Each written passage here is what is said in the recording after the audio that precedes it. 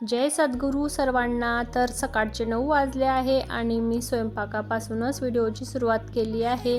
आज मी फ्लावरची भाजी करणार आहे, तर म्हटलं चला तुमच्यासोबत पण शेअर करते कशा पद्धतीची फ्लावरची भाजी करणार आहे। तर छोट्या छोट्या फोडींमध्ये फ्लावर कापून घेतली आहे आणि कढईमध्ये एक पडी तेल टाकून घेतलं। तेलामध्ये फ्लावर फ्राय केली की भाजी खूप छान लागते। थोडंसं मीठ पण टाकून घ्यायचं आणि फुल गॅसवरच फ्लावर फ्राय करून घ्यायची, म्हणजे ही भाजी अगदी कुरकुरीत होते। बरेच जण फ्लावर खात नाही, पण अशा पद्धतीने केली तर फ्लावर नक्की खातील। आणि ही फ्लावर तुम्ही जर मुलांना अशीच फ्राय करून दिली, त्यामध्ये मीठ आणि मिरची पावडर, थोडीशी हळद आणि लिंबू पिळून टाकलं तर अशीही मुलं आवडीने खातील। फ्लावर छान कुरकुरीत फ्राय झालेली आहे, ताटामध्ये काढून घेतलेली आहे मी। त्याच कढईमध्ये तेल टाकून घेते आणि भाजीला फोडणी द्यायची। ह्या भाजीला अशा प्रकारे जर केली तर जास्त तेल पण लागत नाही। हिरवी मिरची, टोमॅटो, कांदा आणि लसूण बारीक कापून घेतला आहे। टिफिनला पण द्यायची होती मुलांना, म्हटलं घरी पण खायला होईल आणि टिफिनमध्ये पण द्यायला होईल, म्हणून मी फ्लावरच केली। नाहीतर कधी कधी एक पातळ भाजी आणि एक कोरडी भाजी करावी लागते। हिरवी मिरची, कांदा, टोमॅटो हे पण फुल गॅसवरच फ्राय करायचं, म्हणजे कुरकुरीत होते आणि चव पण छान येते भाजीला। कांदा टोमॅटो व्यवस्थित झाला आहे, त्यामध्ये फ्लावर टाकून 5 ते 10 मिनिट झाकण न ठेवताच ही भाजी करायची, म्हणजे भाजीला पाणी पण सुटत नाही। अगदी कुरकुरीत ही भाजी लागते खायला। बघा, छान अशी मोकळी मोकळी भाजी झालेली आहे, बघू शकता। अजिबात भाजीला पाणी सुटलेलं नाही आहे।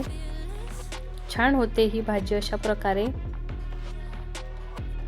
स्वयंपाक झाला, जेवण वगैरे झाले आणि किचन वटा आवरायचा बाकी होता, तर म्हटलं चला किचन वटा पण आवरून घेऊया। किचन वटा आणि गॅसची शेगडी मी घासून घेते आणि मग पुसते। कपड्याने जर पुसली तर असं वाटते की आपण स्वच्छ पुसलेलं नाही आहे, म्हणून मी आधी घासून घेते मग पुसते, म्हणजे स्वच्छ दिसते किचन वटा आणि शेगडी। मुलं शाळेमध्ये गेले की मी आधी किचन वटा घासून पुसून घेते, म्हणजे मला रेसिपी पण शूट करायची असते, त्यामुळे मला किचन वटा आधी स्वच्छ करून ठेवावा लागतो। माझे कामं तर दिवसभरच चालू असतात। रेसिपी शूट झाली का मग व्हिडिओ शूट करा, मग बाकीचे कामं, मग मुलं शाळेतून आले का मुलांचं जेवणाचं वगैरे, केव्हा संध्याकाळ होते आणि केव्हा आपले कामांमध्ये वेळ निघून जातो काही कळतच नाही। माझ्याकडे भांडे घासायला ताई येतात, त्या पण आज सुट्टीवर होत्या, म्हणून मग मला घासायचे होते भांडे। म्हटलं चला आज आपण इथेच भांडे घासूया, नाहीतर मग मी भांडे घासायचं बाहेर केलेलं आहे। चहाचे कप आणि ग्लास मी स्वतःच घासून घेते, ताईकडे देत नाही घासायला। तसं तर मला जास्त वेळ लागत नाही भांडे घासायला, पण म्हटलं सर्व कामं आपणच केले तर खूप धावपळ होते, म्हणून माझ्याकडे त्या ताई येतात भांडे घासायला। मला आज रेसिपी पण शूट करायची होती, म्हणून म्हटलं हे सर्व आधी आवरून घेऊया, मग रेसिपी करायला घेऊया। मी भांडे घासत होती आणि माझ्या जवळच रोहित पण उभा होता। त्याच्या आणि माझ्या गप्पा सुरू होत्या। दोघं मायलेकं गप्पा करत होते। गप्पा करता करता भांडे घासायला काहीच वेळ लागला नाही, अगदी पटकन भांडे घासले गेले।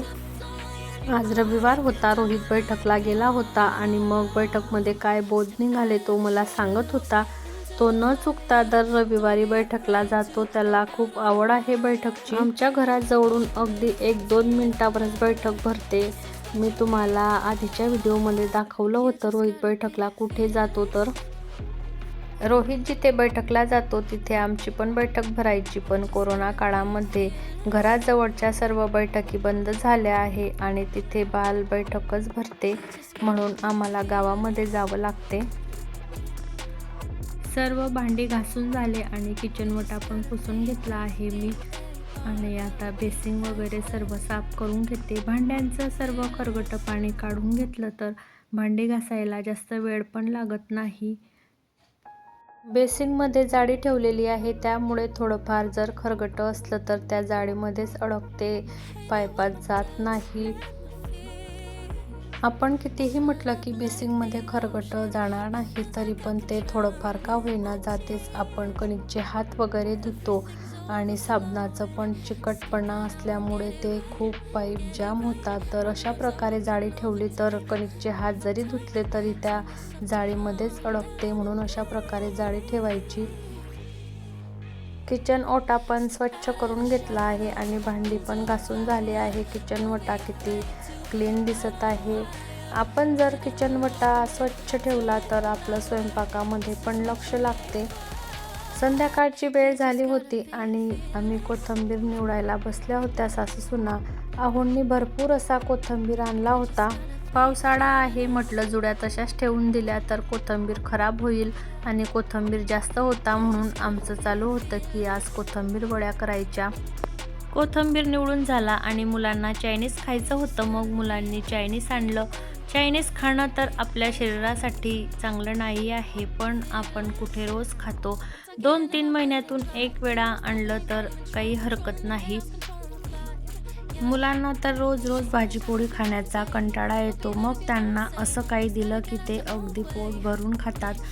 तर चायनीज पण छान होतं आणि आम्ही सर्वांनी चायनीजचा आनंद घेतला. तुम्ही पण या सर्वजण चायनीज खायला.